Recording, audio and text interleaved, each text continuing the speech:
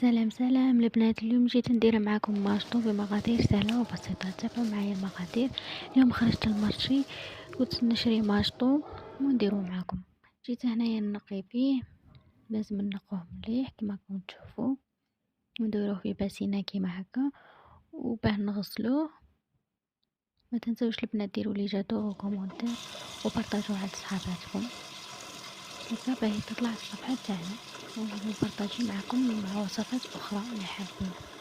هنا كان عندي دجاج في الكونجيلاتور، جبدته باه ندير بيه. وهنايا نقيت جبت حبة بصل صغيرة مش كبيرة بزاف، رفشتها ودرت الدوزان، درت هذا الفلفل الأسود وزعفران والملح والرند. جيت هنايا نتكتك فيهم مع بعضهم باه يتجمروا لي مليح كما راكم تشوفوا. ولازم تجمرهم مليح مليح ومن بعد نغطوهم بالماء. لازم تغطيها برك من فوق، ما تعمريش الماء بزاف وما ديريش شويه كما كتشوفي.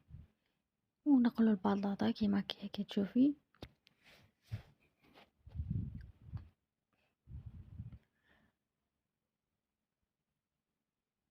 وهنايا هاني كملت، وان شاء الله تعجبكم الوصفه تاعي وبارطاجوها مع صحاباتكم. ما تنسوش ديروا لي جيم وكومونتير.